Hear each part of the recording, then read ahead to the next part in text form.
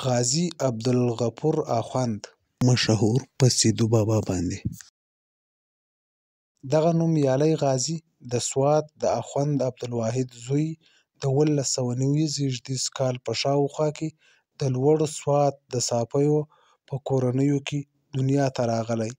او د ۱۸۷۲ زېږدیز کال د جنوري په ۱۲مه په سیدو شریف کې وفات شوی او خاورو ته سپارل شوی دی. دی لوی نقشبندي، قادري مرشد، مجاهد او د سوات د ریاست او شرعي حکومت مؤسس هم و. دا لوی غازي د سیدو بابا صاحب، د سوات صاحب، سوات بابا صاحب، اخوند صاحب، اخوند پیالی صاحب او غوث صاحب په القابو یادیږي. دی په ۱۲۱۴ هجري قمري کال چې له ۱۹۹۳ زېږدیز کال سره سمون خوري د سوات په چیرو یا جابري کې زېږېدلی او د نسب سلسله یې د باجوړ، صافیو، کندهاریو افغانانو ته رسېږي. ده د پېښور په مختلفو مدرسو کې دیني علوم ولوستل او په قادریه طریقه کې یې د شیخ محمد شعیب نور لاس نیوی کړی و او د اباسین په غاړه یې ۱۲ کاله سر پټ کړی و او له دې وروسته یې په مختلفو سیمو کې دیني چارې رهبري کولې.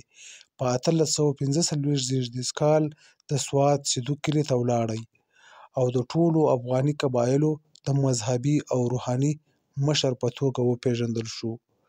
ډېر ژر د زرو مریدانو او پیرانو څښتن شو. مشهور خلیفګان یې درلودل لکه د هډې ملا نجم الدین صاحب، د مانکي ملا عبدالوهاب صاحب، د ورکزو ملا ولی الله صاحب،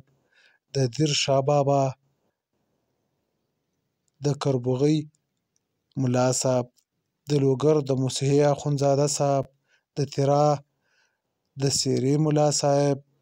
مسعود ملا صاحب، د صوابۍ د سوټا ملا صاحب او نور په هند کې. په ۱۸۸۵ کال امیر دوست محمد خان له خپل لښکر سره د سیکهانو مقابلې ته د پېښور په لوري وخوځېد او د پېښور ښار ته نږدې د شیخانو په کلي کې دېره شو او د سوات د سیدو بابا نه یې دغه جګړه کې د مرستې غوښتنه وکړه. د سوات بابا صاحب دغه غوښتنه ومنله او د امیر دوست محمد خان په ملګرتیا یې د سوات او قبایلو یو لوی لښکر د جهاد میدان ته راوست. امیر دوست محمد خان چې د سیکهانو سره د انګریزانو په مرسته خبر شو او د جګړې ځواک یې د سیکهانو او انګریزانو په پرتله کمزوری و، پرته له جګړې کابل ته ستون شو.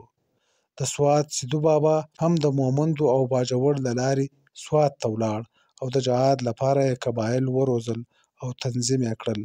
په ۱۸۹۹ زېږدیز کال کې انګریزانو په پېښور قبضه وکړه او د سوات دغه نومیالی غازي سملاسي د سوات، پنیر، دیر او باجوړ د سیمو او قومونو د مشرانو یوه نماینده جرګه سیدو شریف ته په همدغه کال راوغوښتله او ورته یې وویل د دښمن چې انګریزان یو په مقابل کې غلي پاتې کېدل د قوم تباهۍ سبب کېږي. موږ د استعمار په مقابل کې یوازې یوه لاره لرو چې د وطن ازادي مو پرې ساتل کېږي او هغه ولسي تنظیم او ملي یووالی دی. هماغه و چې د قبایلو نماینده جرګې بابا صاحب ته د چمتووالي ژمنه ورکړه. غازي عبدالغفور په ۱۸۶۳ کې د سوات، بونیر، دیر، باجوړ او د امیر عبدالله په مشرۍ د هندي مسلمانو مهاجرینو څخه یو لوی ۴ زریز پلي او د ۱۶۰ سپرو جنګیالیو لښکر امبېلې ته د چمبرلین وروسته د انګلستان صدراعظم شو په مشرۍ د انګریزي پوځ مقابلې ته سوق کړ او د دې بریالۍ جګړې په نتیجه کې نه یوازې ۴۴۶ برتانوي افسران او عسکران ووژل شول او زیاته وسله ترې ونیول شوه، بلکې هغوی د سولې غوښتنه وکړه او خپل پوځ یې بیرته ستون کړ. حبیبي صاحب په دې جګړه کې د فرنګیانو د مړو شمېره ۹۰۸ تنه او د پښتنو د شهیدانو شمېره ۳۰۰۰ تنه ښودلې ده. غازي عبدالغفور په ۱۸۷۸ کې د امیر شیر علي استازی او د جلال اباد حکیم احمد خان په سیدو شریف کې په درنښت ځان ته ومانه او د پښتونستان د خلکو د خپلواکۍ په اړه یې د امیر له سیاست څخه خپله ننګه اعلان کړه او د امیر استازي ته یې وویل زه یوازې دعاګوی نه یم بلکې د غزا د میدان سپایي او مجاهد هم یم. دغه راز نوموړی غازي د یوه لیک په ترڅ کې د سردار عبدالله جان د ولیعهد له غوره کولو څخه ملاتړ څرګند کړی او دغه لیک هغه وخت د شمس النهار په اخبار کې خپور شوی دی. په دې اړه حبیبي صاحب لیکي چې امیر شیر علي خان خپل ولیعهد عبدالله جان د سوات اخوند ته معرفي کړ او اخوند هم هغه ومانه او مبارکي یې ورته وویله.